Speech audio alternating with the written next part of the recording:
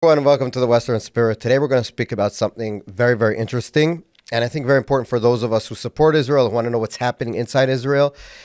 So we're going to speak with Professor Moshe Koppel, who is the founder of Forum Kohelet. And for those of us who don't know who Forum Kohelet is, I'll just say that everyone in Israel knows what Forum Kohelet is, or at least thinks they know what Forum Kohelet is, especially after the judicial reform, hectic stuff that we had in the year before October 7th.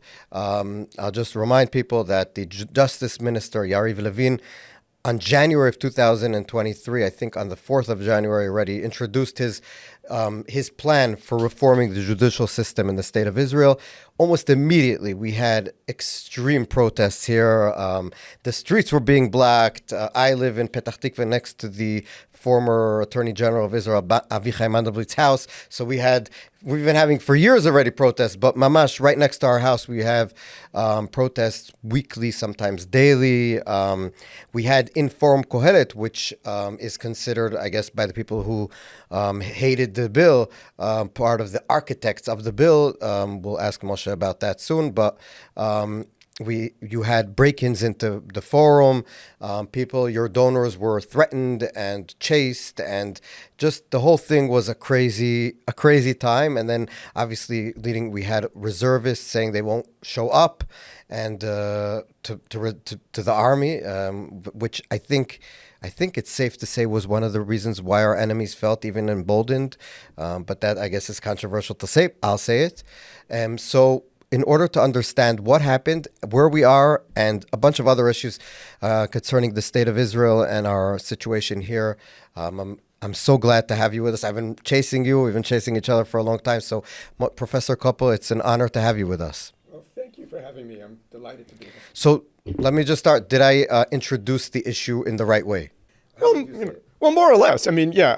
If I were to object, it would only be that I don't want to be typecast as the judicial reform guy. That's how the public discourse, I guess, typecasted you guys. That's true. That's absolutely true. But we've been around for a very long time, and we've been involved in all kinds of policy issues.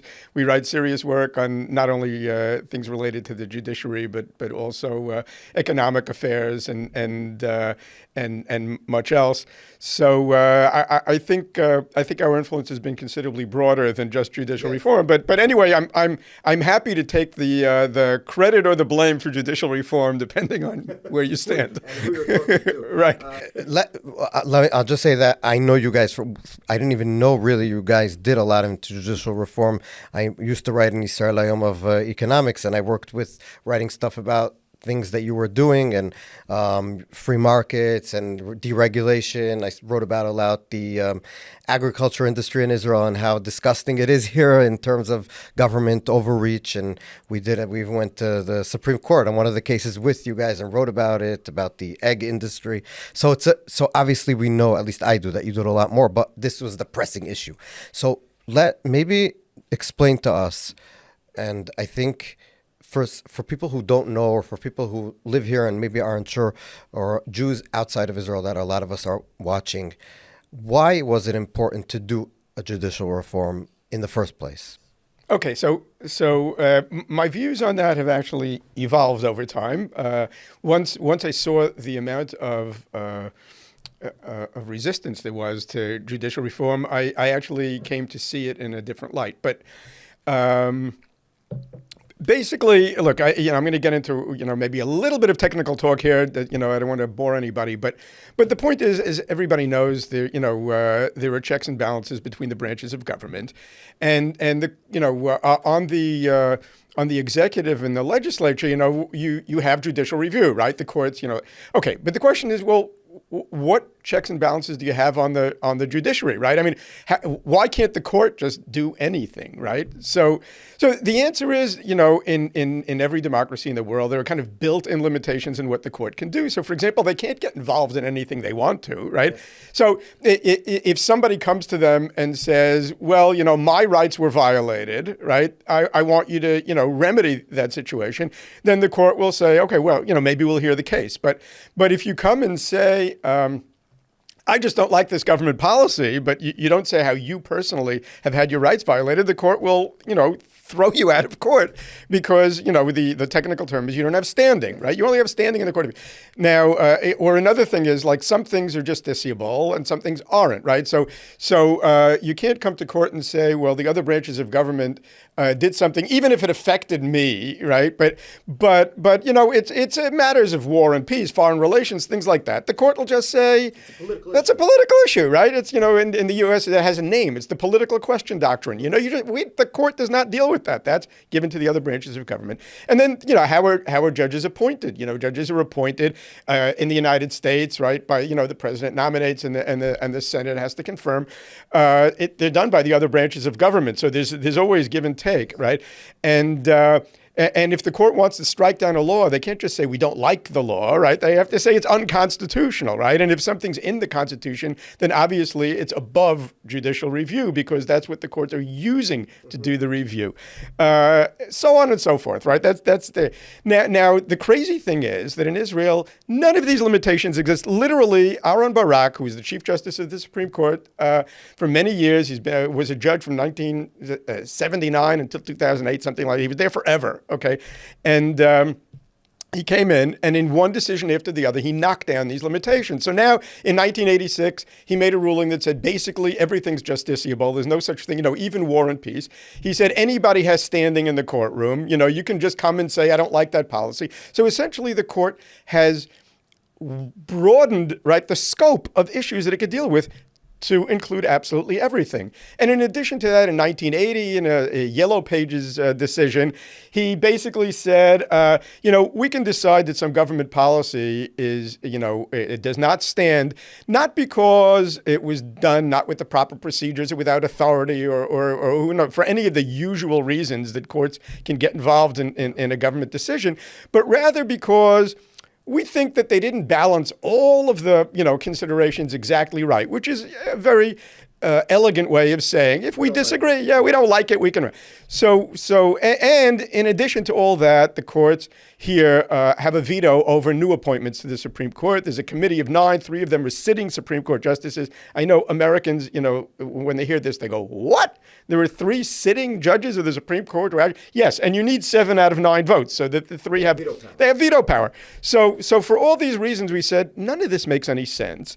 And we said it needs to be fixed. Now, there's something really important I want to say about this, which is the way that I was looking at it. I look at it like, a mathematician, looking at a constraint satisfaction problem. Okay, there are certain issues that need to be dealt with. How can we optimize here, right? We want to optimize something, right?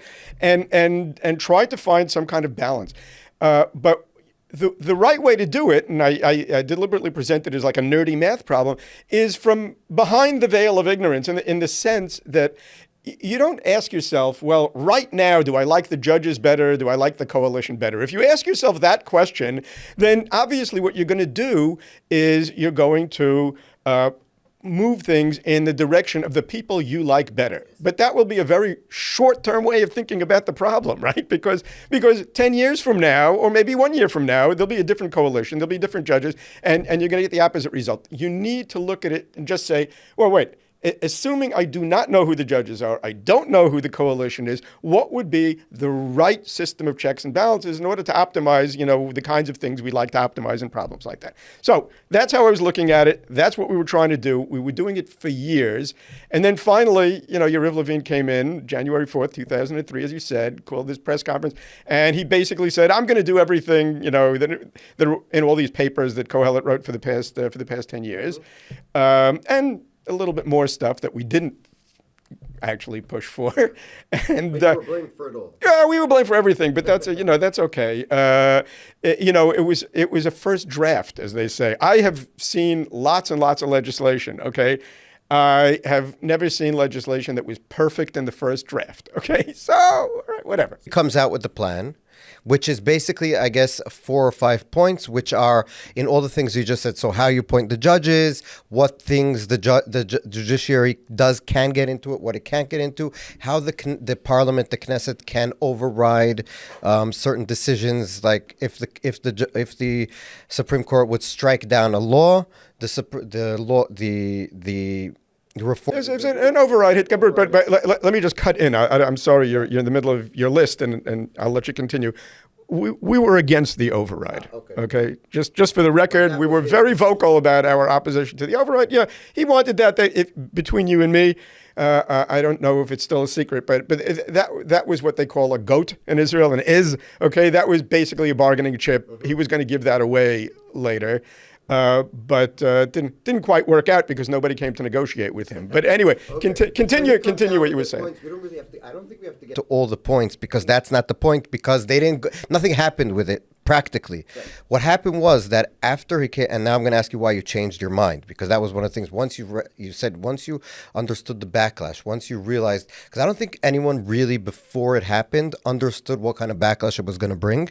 And I think two things are important to say. I think a lot of the backlash wasn't specifically because of the reforms. It was a sociological thing.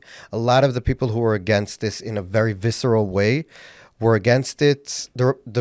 Let's say it like this: a lot of the protests happening against the government started during the coalition. Talking about bringing up the coalition. So the ultra-Orthodox are bringing a lot of. They wanted free electricity on the Sabbath in Bnei Brak. They wanted to take away the what's called the grandchild clause in the law of return for Jews. Different stuff like that. People started already protesting. There was already groups sprung up. As I told you in Petach Tikva, I saw already protests even before the reforms. And then he came. So people were scared of just the way Israel was becoming.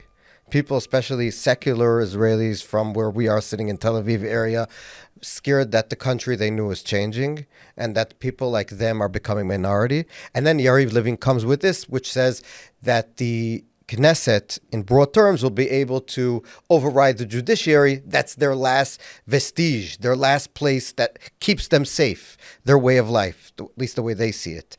So you saw the... Oh, yeah, that's the whole story, as I discovered very personally on my own skin. But before we get into that, I think we should take a step back and understand, first of all, where I'm coming from in the whole thing, and then we talk a little bit about Israeli sociology and what's going on, and then once the context is set up, then we can drill down on exactly the point you made. Yes, it's all sociology. There's very little law involved in this battle. There's a whole lot of sociology involved. But people take great offense when you say that. It makes it sound as if they're not reacting in a rational way. They're reacting in a visceral, emotional way, and nobody likes to hear that. But so let me put it off a little bit and give a little bit of background. First of all, one question that you raise implicitly by putting this in the terms that you did is, well, if I'm in favor of reform and the people who think of themselves as being liberals in favor of an open liberal society feel threatened by all this, well, maybe I'm one of those religious reactionaries who's actually in favor of a society with a lot of coercion and imposed religion. So the first thing I want to say is that, as you know from working with Kohelet on other things, we call ourselves libertarians. I mean, if you prefer the term classical liberals, that's also fine. The point is, we are in favor of small government. We don't trust politicians to always respect our liberties, and our view is that liberty is extremely important. At the same time, we are also one of the issues that Kohelet is in favor of, and that I personally have written about a great deal, is what it means for Israel to be the nation state of the Jewish people. And it might be interesting to drill down on the question, well, how do you reconcile the idea of a Jewish nation state? Okay, but so I'm gonna dive into it. I'm gonna dive into it now, all because I don't want to get into the sociology without making this point.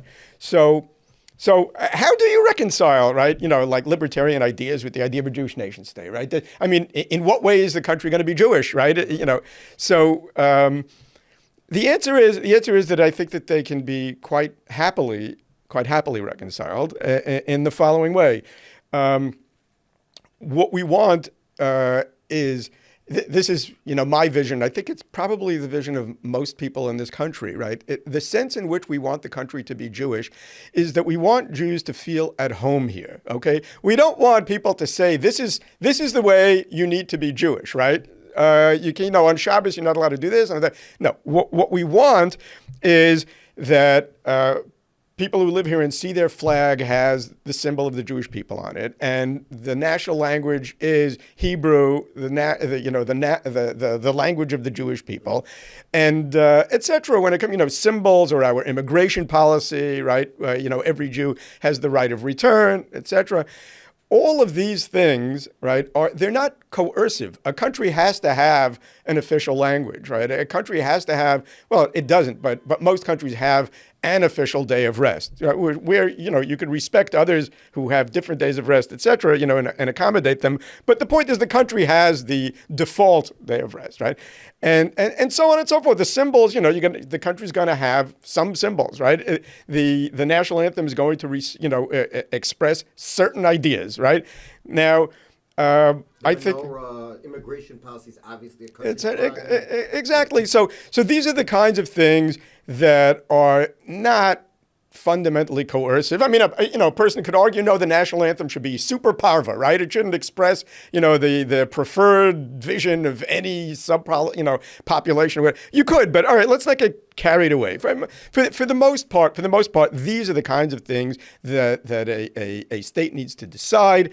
One way or the other, somebody's not going to be, perfectly satisfied, but it's perfectly reasonable to say that Israel is the nation state of the Jewish people, and that will be expressed in its symbols and its day of rest and in its immigration policies. At the same time, right? The point of making Jews feel at home in Israel is that rather than take the defensive posture that Jews have always had to take in countries where they were threatened by persecution, or on the other extreme, countries where the threat, not really threatened, but where the threat of assimilation is always there, and they need to take it into account, right? So they're kind of defensive also. They need to build the walls and move into the ghetto if they want to preserve their identities, right? Israel is the place where you don't have to worry about being persecuted. You don't have to worry about assimilating because you're the majority. You can kind of kick your shoes off and just be yourself, right? And the idea is that if we have 10 million Jews in the country, all of whom feel comfortable enough to say, well, this is how I want to express my Judaism, there would be some kind, right, of, I don't like the phrase national conversation because nobody's actually, But there's not like a nation conversing. It doesn't make any sense. It's one of those pompous phrases. But the point is that let's talk. We don't need to feel threatened by each other. Let's just I want to be very frum, right? I want to be very orthodox, right? Or go for it. Okay, so. That's the vision that I have. Now, we haven't quite gotten there, okay? We haven't gotten there, but I make this point now because I want the listener to understand that I'm not coming at this from the point of view who wants to get the court out of the way because I believe that the court is respecting, is the one who's honoring people's individual rights, and I don't want that. I am afraid of people. On the contrary, if the court in this country had actually defended the rights of individuals to be religious or to be not religious. If that's what the court did, then I would say, wow, okay, it's great. I would still want to get the checks and balances right, okay, because maybe the court at some other, but it so happens that not only the checks and balances in the country messed up, right, but in fact, they're not contributing at all to the defense of individual liberty. So that is the reason why you, on both an ideological reason and both on a procedural reason, you wanted things to change. On a but what? Maybe I'll ask it like this: What happened the second from your point of view, Levin comes and gives his thing? I don't want to be too long on this but I think it is important for people to understand, if they're not specifically from here, how visceral the reaction was. Like how the entire country basically stopped for like a year. Right. Basically, yeah, the reforms were the bridge between COVID and the war. Yes. Yeah. So because in Israel, you're not allowed to have a dull moment, right? We can't just be. So if somehow in the divine plan, if there's going to be 9 months between the end of or a year or whatever it is between the end of COVID and the beginning of this horrible war, well, let's fill it with battles about judicial reform. So yeah. So what happened was that, as you said, a lot of it started already before judicial reform. But once judicial reform started, the first thing I did, there was no point in me talking to my friends, Simcha Rotman and Yariv Levine about this. We'd been talking for years, and we knew each other's views on this, and we were basically aligned. We had tactical disagreements. I thought that introducing the override in the reform was both substantively wrong and a tactical error as well. Instead of serving as a bargaining chip, it served as something that angered people who could have supported judicial reform, but for the most part, those are not the people who really caused the problem. So the people I were meeting, in fact, were the biggest opponents of judicial reform. Not the biggest ones. The biggest ones, They agreed to talk to you?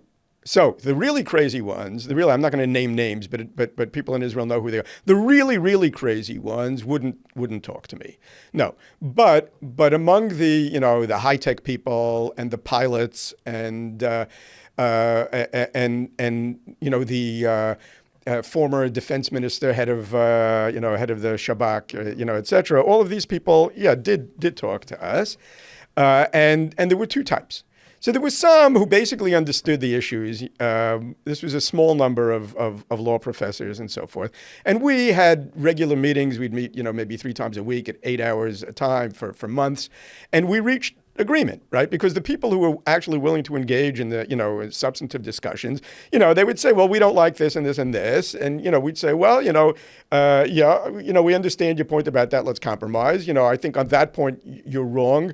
We're going to stick to our guns. But in the end, after a lot of negotiating, we actually did come to agreement. Even, I'm not going to mention names because I promised them I wouldn't, but because they're afraid of their own side.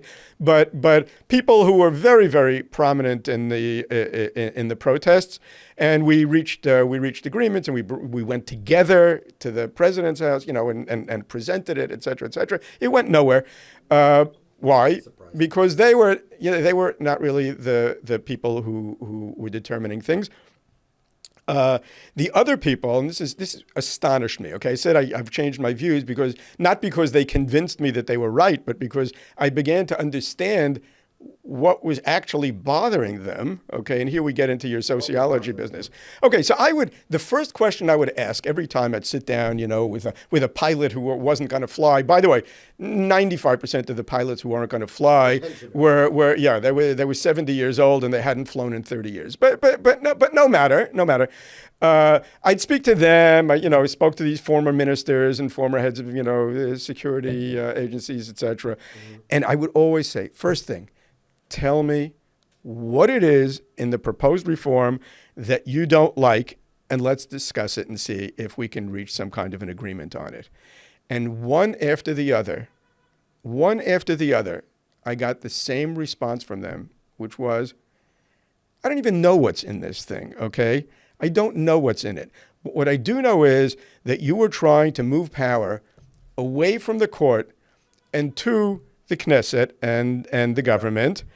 And we trust the court, and we don't trust the Knesset and the government. And if you're moving power from here to there, then we don't like you and you're our enemy. So I'd say, well, how in the world could we possibly reach any kind of a compromise here if you guys can't even be bothered to tell me what specifically it is that bothers you? If what you're telling me is we like, the kinds of people that are in the court, and we want them to have more power forever, regardless of what the country wants, right? Regardless of who people vote for, we want the power to stay with us, right? And they said, what are we going to talk about? And literally they would say to me, oh, there's nothing to talk about. Why were they coming?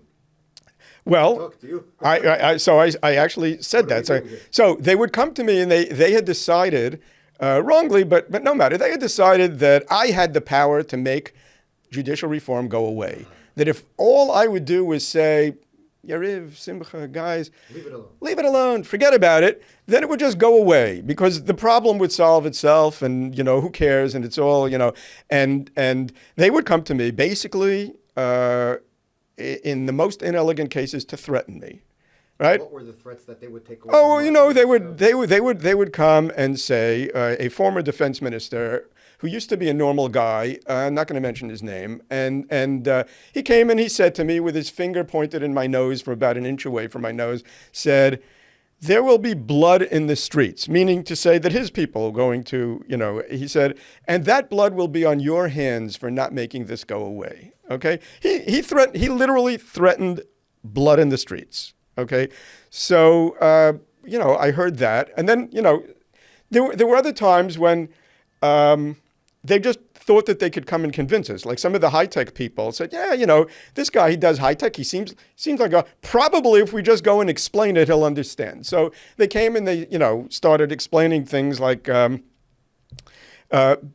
in more elegant words, well, we don't really trust the riffraff, like judges are respectable people.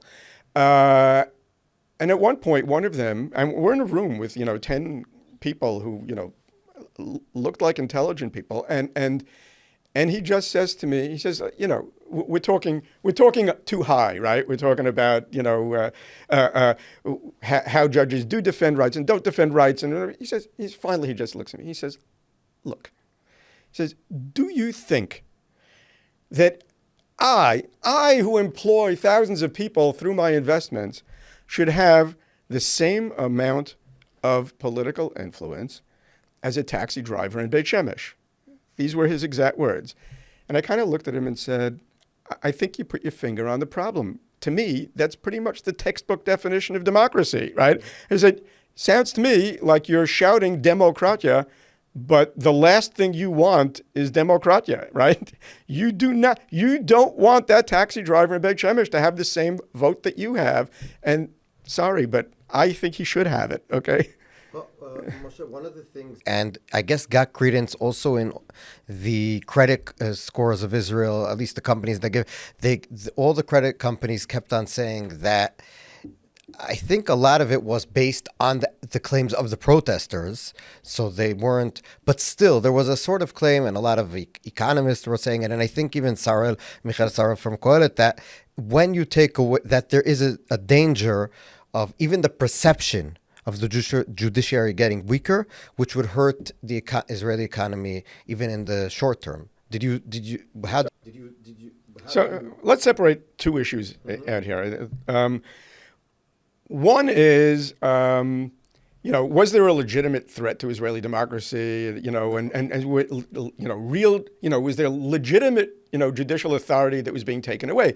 And the answer to that is no. Okay, anybody who bothered to actually look at the reform itself would have come to the conclusion that this is not a perfect reform, but a perfectly reasonable reform. The override, I thought, was too much. And if somebody had an objection to the override, thought, that was pushing the pendulum too far in the other direction, that was a perfectly reasonable objection to which I readily agreed and was happy to assure them that it wasn't actually going to happen, which at some point Yariv Levin said himself and Bibi Netanyahu said himself. So that was, so to the extent that there were any imperfections there, everybody understood that was, not actually going to happen. And this was, if they would simply negotiate, well, that would go away. The other issue, of course, is that if you have companies over here screaming, it's the end of democracy, we're moving our money out of Israel. Well, yeah, obviously, the credit people, sitting, in Europe or in the United States are going to look at it and going, well, wait a minute, like all of these business people, some of whom we have a relationship with, and and they're screaming it's the end of democracy. So maybe it's the end of democracy. To come and blame us because they declared the end of democracy and declared that they're moving the money out of the country, and then say it's our fault. That really is like, killing your an orphan, right? I mean, Yeah. So one of the things that I would say this, that there's people who disagree with what you're saying, obviously, and there's people who agree. But one thing that I wasn't ready for, and I think this is like, I was here during the disengagement. I protested. I got beat up by police officers as a teenager.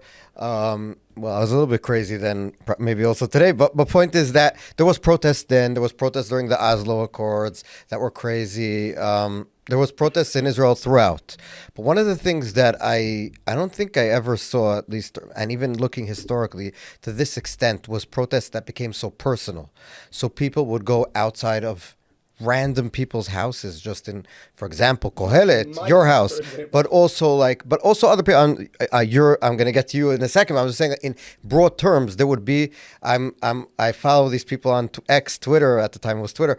They would have a sayeret, like an army of people, groups where they would say, "Oh, this guy who's something to do with the reform is here. Everybody go attack him at this restaurant." And then there would be like, I was one of those guys. Right. So every time I guess you would be in a restaurant, there would be someone would spot you, put a picture of you drinking a coffee somewhere, waiting for a meeting or whatever, and then they would all swarm to the restaurant and like really like go after, and like it's not just to protest a specific bill, it's to make people connected to a certain policy suffer personally, make their lives, and they even say it, "אנחנו נמרר להם את החיים." We will make their lives unbearable. We will make their lives unlivable.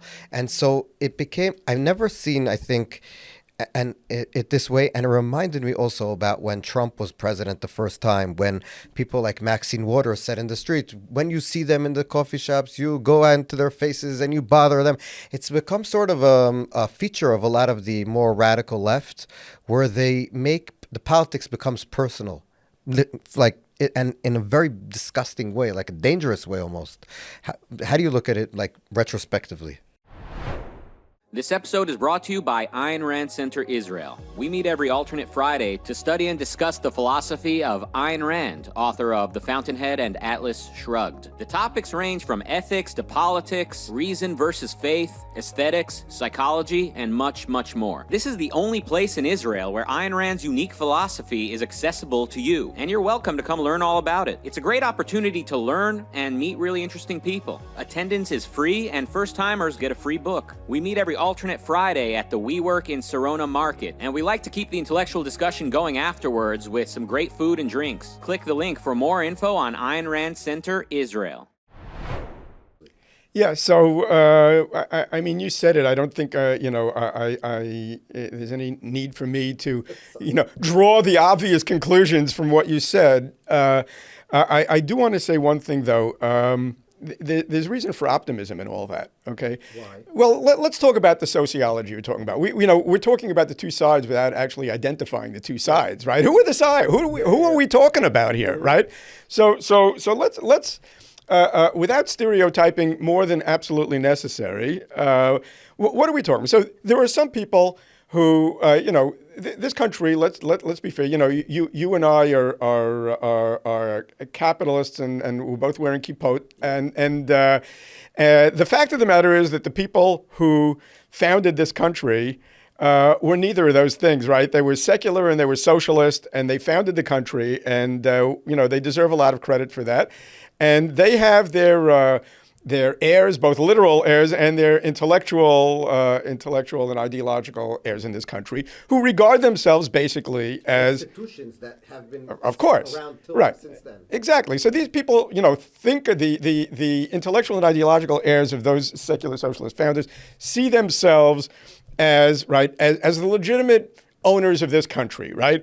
And I know this will drive them crazy to say, but like in the U.S., some of the old time, racist whites, say, "You will not replace us," right?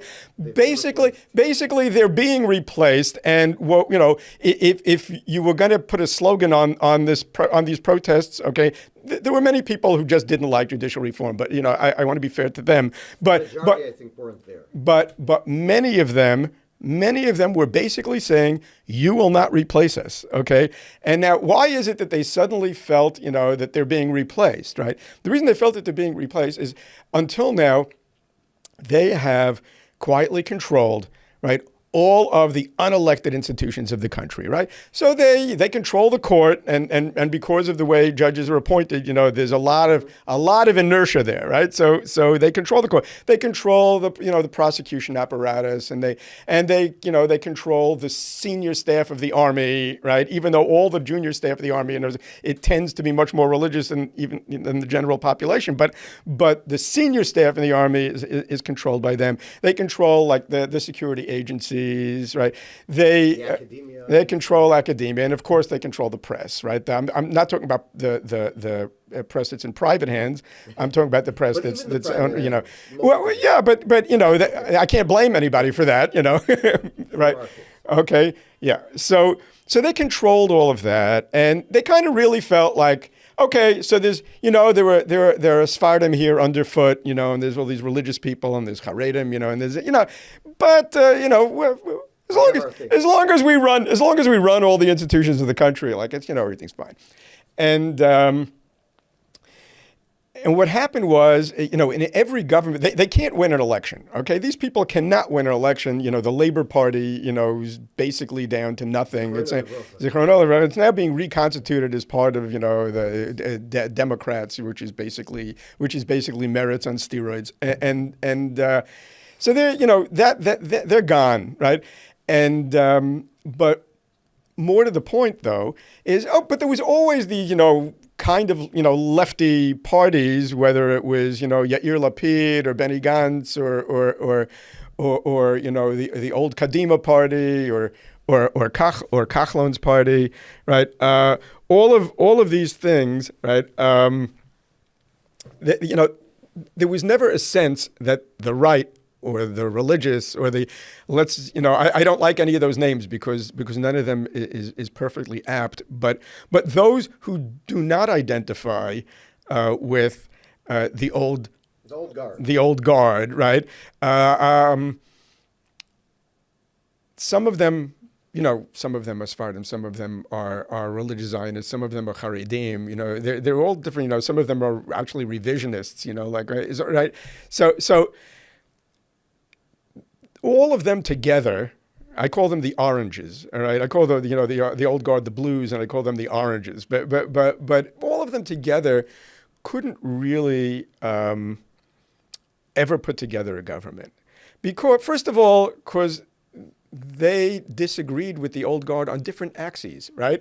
So the Haredim had this thing, they wanted to do their Haredi thing, right? The religious Zionists were, typically more right-wing about things like settlements and stuff like that, right? And the Mesoratim, Sfaradim, felt, that they had been kind of discriminated against and excluded by the old. Everybody had a different beef. Some of them, was on economic issues. Some of them it was on nationalist issues. Some of them it was on religious issues. Right. So it was all different. So it was like a divide and conquer, and they never really were able to become a majority. What happened in the last election was it was the very first time that basically all of the those who resisted the old guard or resented the old guard would be better, got together and formed a coalition. And there were actually 64 of them, right? So what happened is that all these different axes, right, the economic and the religious and the nationalist, and they all coalesced into a single axis. And when they coalesce into a single axis, you can look at it and you can say, wait a minute, I see where that median voter is, right? I know where the majority. It turns out that there are 64 on the orange side and only 56 on the blue side, and that made everybody go crazy. They said, okay, this is the moment there was a coalition of 64 that did not include any representatives of the old guard. That's the end, right? That is the end. That means it's, our control of the country is over. So what they did was they did something that they began to do already back in 1979, right? Begin had won the election in 77, right? The Labor Party had controlled the country until 77. And then suddenly Begin comes in, and they go, "What? This is a mistake, right?" Remember, Yitzhak Ben Aaron said, they made a mistake. Yeah. So obviously, if the voters are, incompetent, we need to switch the voters, right? So anyway, they came on a new policy, which was, let's just control all of the unelected institutions, which they did very successfully, and they did it with the help of the judiciary, right? The judiciary basically, right, from that point on, what they became was the defenders of the old guard control of the institutions at the expense of the voters, right? But it only became clear that this strategy was going to fail, right, in 2003, the end of 22, when this new coalition came. And then when judicial reform was announced, that was basically, to them, it was these new pretenders, these people who think, right, that they're going to be the new elite who are going to replace the old elite, that they thought, hey, we're going to actually take power now, right? And the way we're going to do it is we're going to attack the court, which is the greatest defender of the old, against what I would call representative democracy. Wait, so what? That was an answer to about what the type of protests were. So you're saying that it was so an emergency for them, they really felt it was like sort of life and death. Yeah, exactly. It was the end of the country as they saw it. Now they like to put it's the end of democracy, it's the end of liberalism, but I'm telling you, I'm way more liberal than they are, okay? And this is really all about more democracy, not less democracy. What they really meant to say is, this is the end of our control of the country. It's a power game. Okay, but let me just say, you said that your mind changed about it. Yeah, you still haven't explained. What would you do today, knowing what you did not knowing? Then you didn't know. You guys, you put out all these papers explaining what needs to be done. Ariel Levin takes a lot of it and uses it in his proposal. A lot wasn't, but a lot was. And you didn't know what you know now. What would, if you were advising Yariv Levin today, what would you tell him? In other words, if I had the benefit of hindsight, no, I can't tell you exactly policy-wise what I would have changed, because I think that the policies we were advocating, with some exceptions, were completely correct. I learned two things. The two things I learned were not that we should have been advocating different policies. Okay, that isn't the point. I learned two things in opposite directions. Okay, the first thing I learned was that this reform was not in any way adequate. It was not sufficient. It would not have achieved what it thought it was going to achieve. Okay, the point is that the problems were way bigger than we thought. The problems were not technical problems. Right? It's not the way the law was written. Okay, those were not the issues. The problem is that you have a very, very large population of people who think the country is theirs by right, and who feel that the country is being taken away from them. And when you have people who think that the country is being taken away from them, parchment barriers are not going to solve the problem. Okay, so first of all, we were being naive in thinking that we were trying to solve a huge social problem with essentially parchment barriers, with formalistic solutions. So in that respect, the whole thing was completely inadequate. Okay, or irrelevant. Like it should. Like if that's the problem, there's different solutions. Well, there are different solutions, but now we get to the other side, which you just hinted at now, which is wait a minute.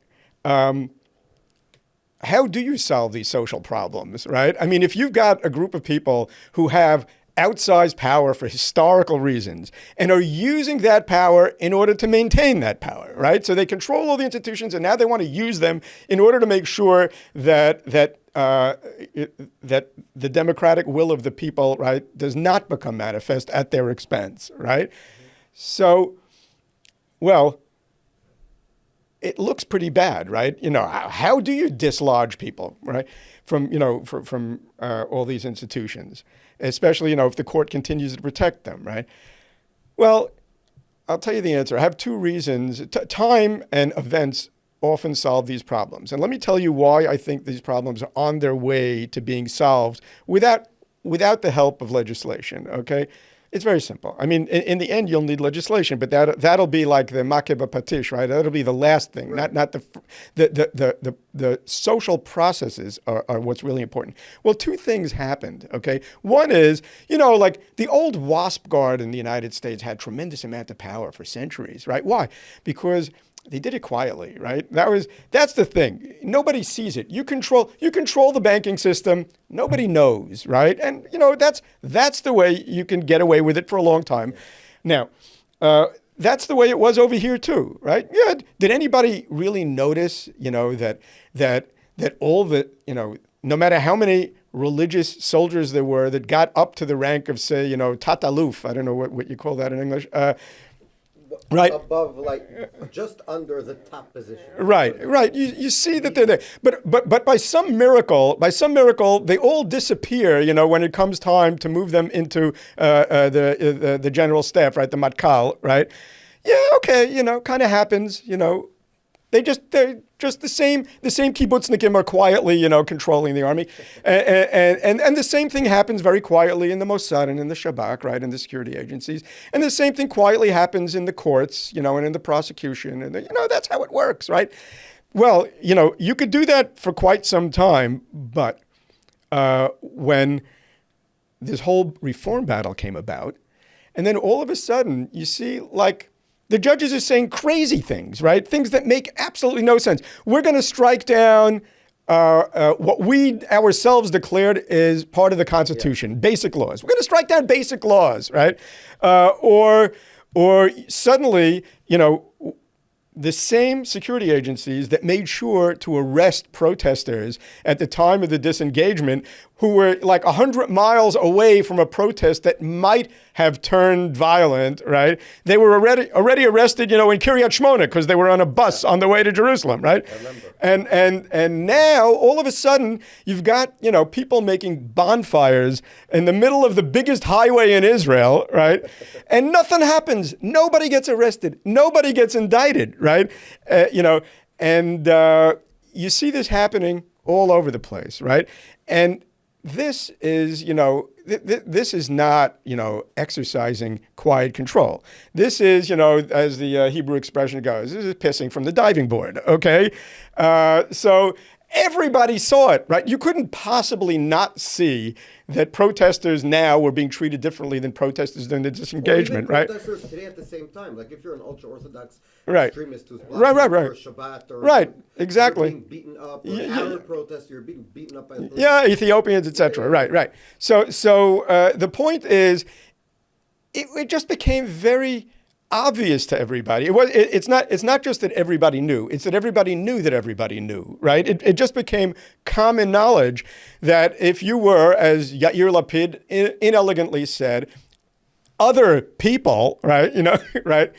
As he said, they asked him, well, why did people get arrested, then? And those were other people, right? Mm-hmm. Yeah, because in his world, there are the people, and then there are the other people, right? So once all this became very, obvious to people, it's out in the open. It's the paranoid phrase, the deep state, right? Well, now there's no more deep state. It's not deep. It's on the surface, right? It has floated above the surface. There's no more deep state.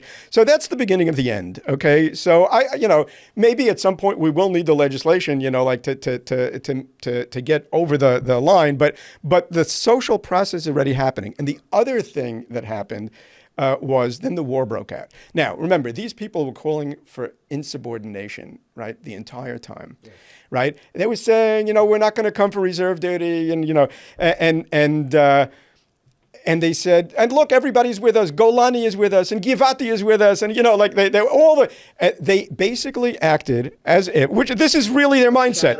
They really are the country, and they really are the army, and if they decide that we're not going to do reserve duty, well, it's over. There's no army, right? As Shikma Bresler said, in September, you won't have an army, right?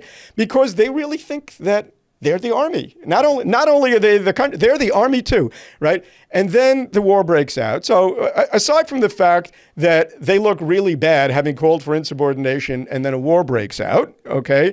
And all right. But besides for that, suddenly people start seeing who's getting killed, right? Every day, there's another group of chayalim are getting killed. And who ran down to the kibbutzim on October the 7th, on Simchat Torah, in the middle of a chag that was Shabbat? Who were the first ones to go running down there, right?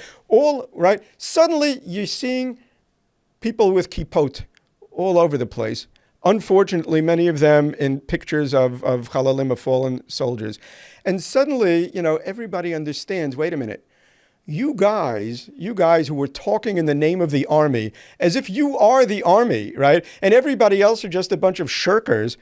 Suddenly they discover, right? Maybe that's not who the army is.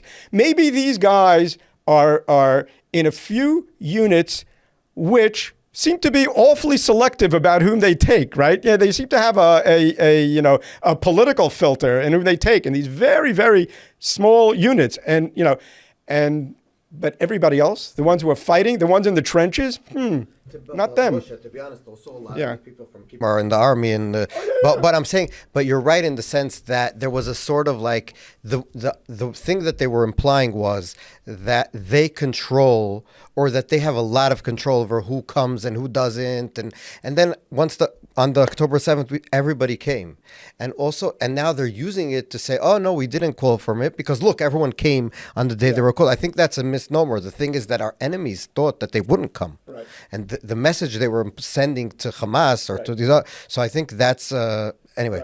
Right. Let's talk about bigger stuff. Yes, I do want to say one thing, and it is bigger in the sense that during the whole thing, I thought, like I said, it didn't really have a lot to do with the specific policies. It had to do with what people felt about, like you said, their country being taken away from them. Right. And I said, I in a way find that repulsive, but also I have a lot of sympathy for them. Like when you met with someone who is telling you, my country is being taken away from me, and you see the pain in their eyes, because there's a lot of crazy people, but there's also a lot of people who are like, and they believe a lot what they read in Haaretz and all these other places, and especially if they read what they get. So the country is becoming more religious, more scared, more this. So obviously they meet you and you say, I'm liberal. But the people behind you, they say, oh, look at the Haredim, look at this.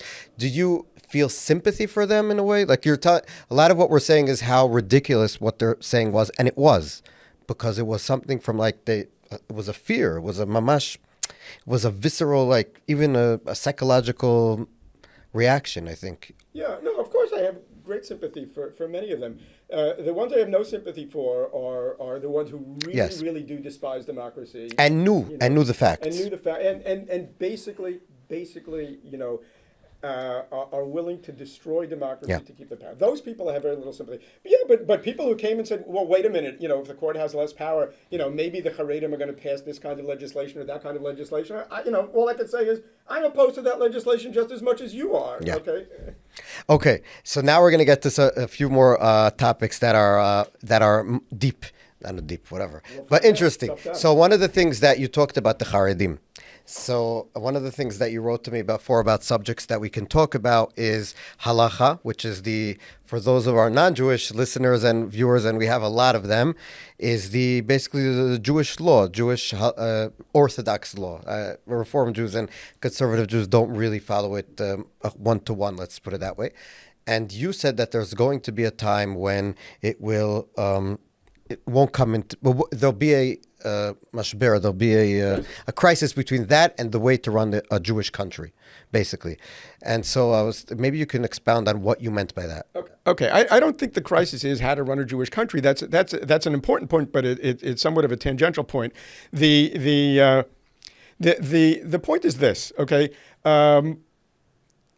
Halakha, Jewish law, has evolved over the past, right, since the Second Temple ended, and the center of Jewish life shifted from the ritual around the temple, etc., to halakha, and it has evolved over 2,000 years, adapted basically, to all the different places that Jews have been.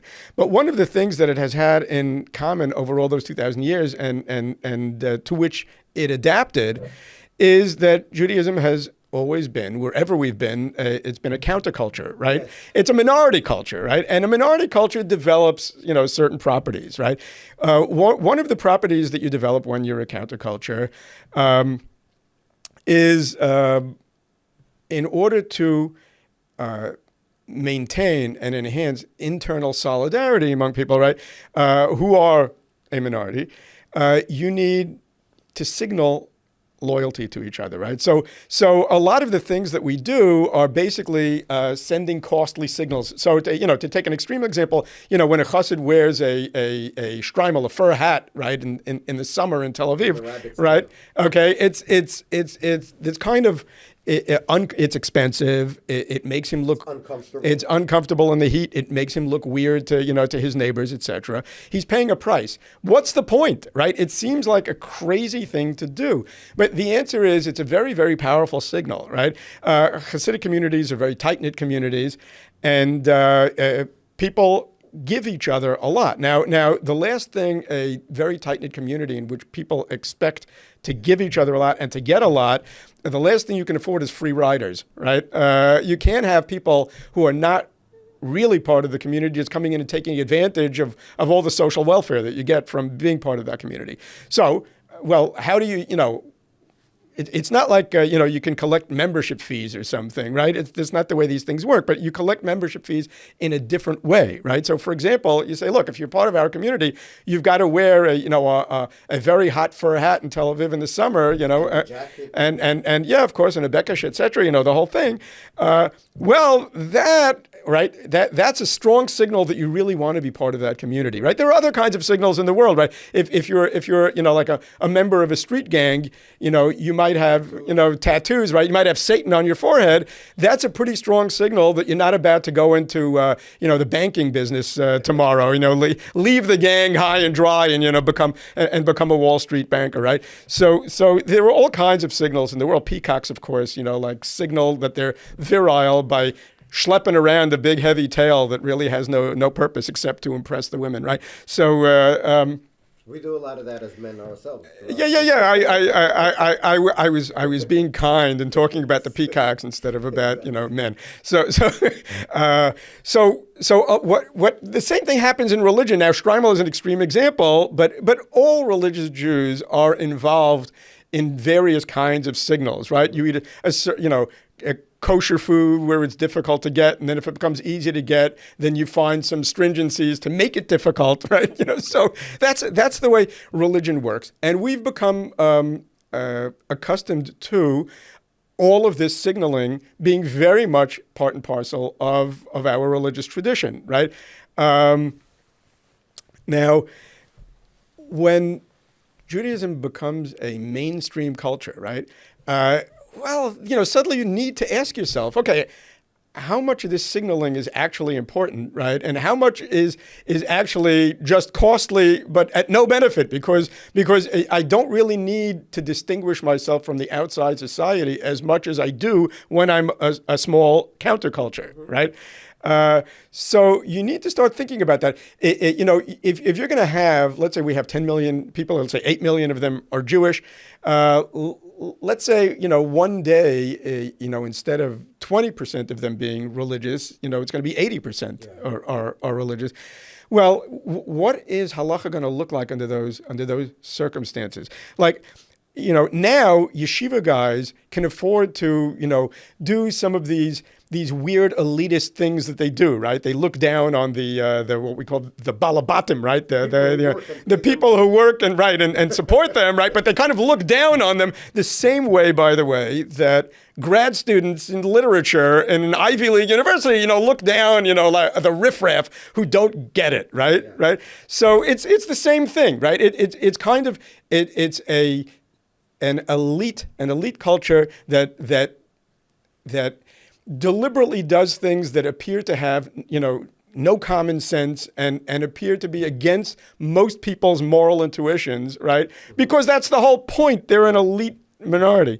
That doesn't quite work anymore.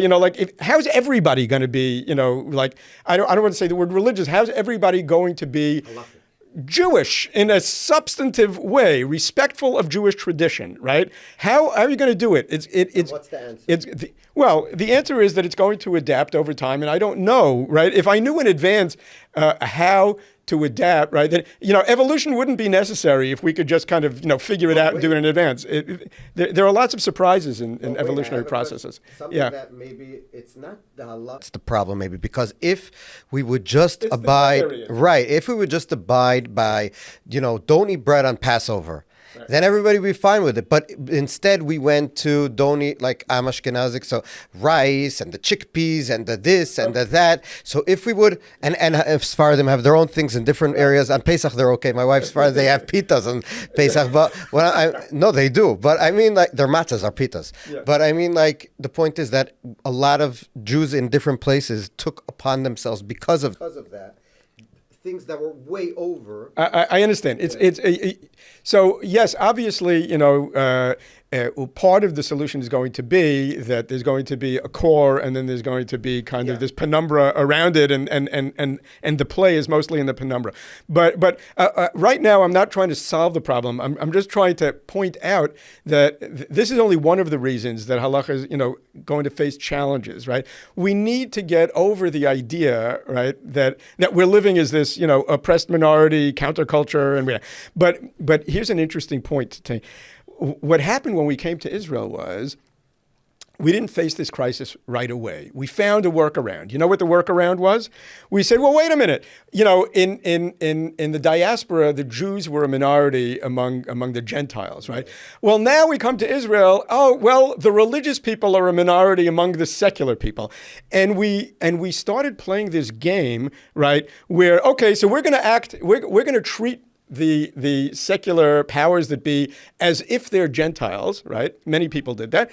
And then some of them actually, started assuming the role. This is all a big Purim spiel. It's a big Purim spiel, right? Everybody is making believe. We're going to make believe they're Goyim. And then some of them actually themselves make believe they're Goyim. Yes. Suddenly they start talking about the Jews using the same stereotypes that the Gentiles used about us, like in the diaspora, right? So now, you will hear them actually saying, oh, you people are a bunch of shirkers. You don't contribute to the community. You're a bunch of parasites. You have these messianic visions. You want to take us over, right? You're a bunch of weaklings, who don't defend the country. You're not loyal to the institutions of the country.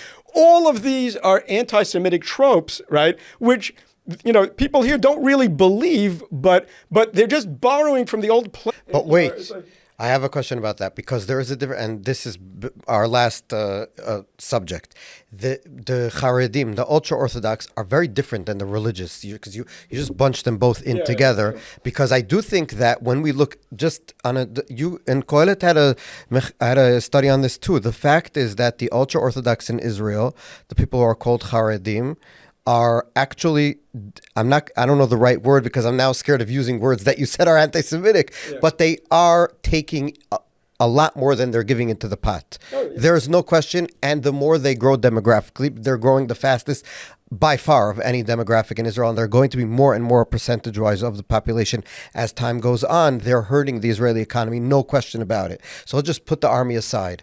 And when I interviewed one of the members of Knesset of the Yadut Torah, United Torah Judaism, I think they're called in English, he said to me, it was so obvious that he looks on you and me, even with the kippahs, as the pirates, as the people as the Gentiles, that they need to steal their money. Not steal, but do kombinot, do try to maneuver themselves into better positions.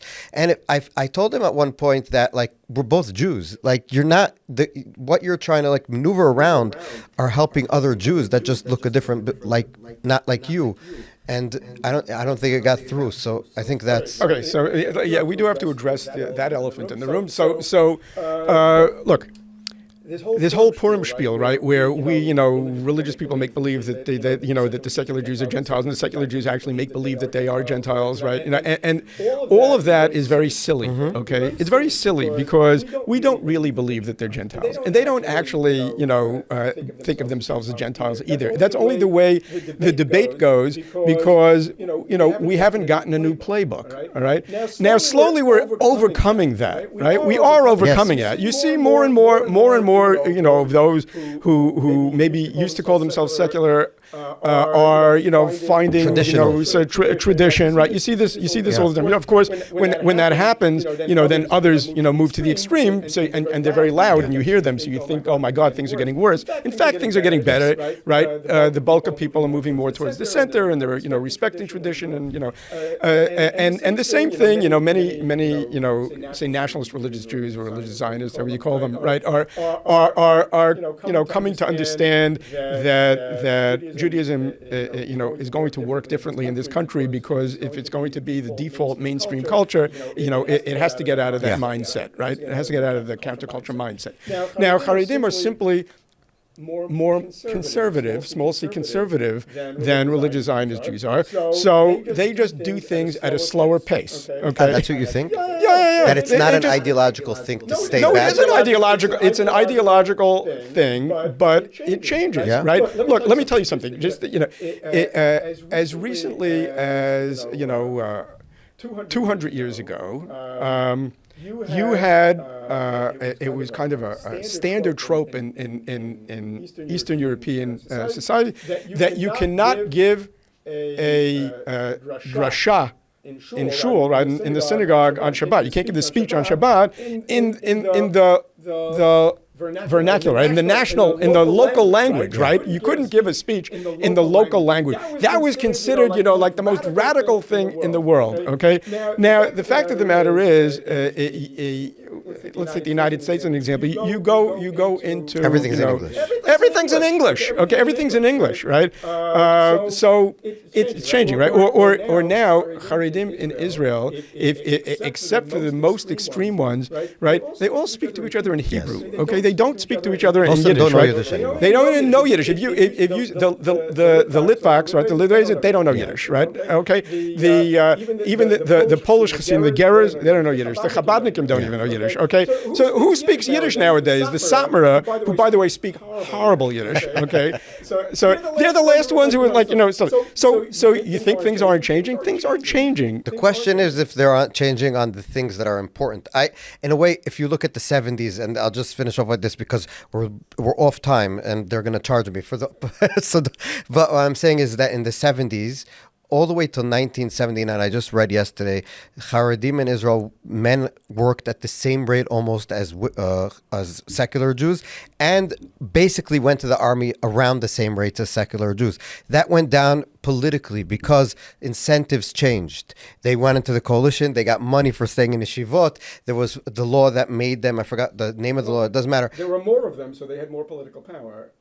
The more time went on, they also could afford to be more isolated, right? If you're a very, very small minority, you can't afford to be isolated. Yes, right? And also you got political clout, so you were able to get money from the government. Anyway, it's an interesting thing. I think that is the reason why, as the religious Zionists, should be pushing to change the incentives. Also for religion itself, by the way, because of what we spoke about until now. Anyway, Moshe Koppel, Professor Koppel, it was a pleasure talking to you. And just in general think that we should have another conversation because we wasted too much time on the reforms. They're not going to happen in the near future, I think. We can both agree. And so it was interesting to talk about them because through them we're able to understand some stuff in Israeli society. But I think next time, Be'ezrat Hashem, if you agree, we'll talk about something more relevant to today. And we're, Israel's in the middle of a crazy war, and I assume you have a lot of stuff to say about that. So it was a pleasure talking to you. We'll have you back on, and thank you so much. Thank you very much for having me. We have to talk about artificial intelligence. Yes, I know I had it, but... we have to talk about it because it's such an important topic, and it's relevant to many of the things we said, even though it's not obvious. Anyway, thanks for having me. It's been great to be here. We will talk... So, I'll just say, we'll have you back on. B'ezrat Hashem. Looking forward we'll only do AI next time. Okay. And I could be the Chat GPT. No. Toda rabba, and thank you guys so much for being with us. We will... obviously, if you guys have any questions, if they're respectful, because we've been having guests lately, and I'm getting some stuff that are not so respectful. But if you guys have anything to say that you want to ask Moshe, you could send them to me, and if they're respectful, I'll hand them to Moshe, and we'll get back and we'll do a post or something with some answers, if Moshe will be so kind to agree. And so thank you so much. Keep in touch. See you in the next episode.